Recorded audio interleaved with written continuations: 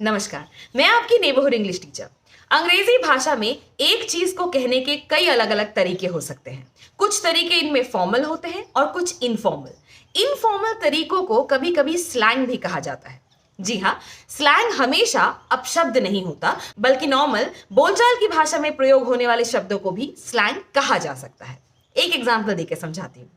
आज supreme court की तरफ से एक बहुत महत्वपूर्ण डिसीजन लिया गया। अब डिसीजन के शब्द भले ही फॉर्मल रहे हो, उसका मतलब यही था कि नोटबंदी के बाद एटीएम की लाइनों में लगे लगे जो लोग मर गए, या जिनके बिजनेस ठप हो जाने के बाद जिन्होंने सुसाइड कर लिया, जिन लोगों की जमा पूंजी ओवरनाइट एक ही रात में शून्य हो गई, और जिनकी जिंदगियों को इतना बड़ा धक्का लगा कि वो आज तक उभर नहीं पाए, इन सभी लोगों की जिंदगियों का मतलब कुछ नहीं है।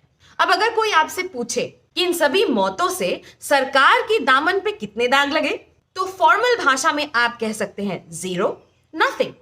और इंस्टेड ऑफ जीरो स्लैंग का इस्तेमाल करके आप जवाब दे सकते हैं zip, zilch, nada, jack, diddly squat, bupkis, sweet Fanny Adams, zero and even not.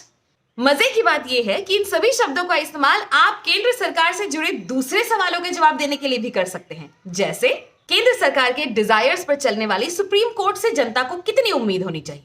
Zip, demonetisation से रिलेटेड डिसीजन के बाद सुप्रीम कोर्ट से इलेक्टोरल बॉन्ड्स वाली डिसीजन में कितनी उम्मीद लगानी चाहिए।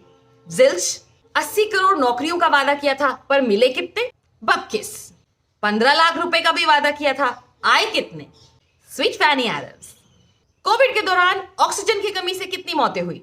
सेरो, और जब सब कुछ चंगा सी तो आपको एज ए सिटीजन कितनी डिफिकल्टी होनी चाहिए। करेक्ट, याद रहेगा ना।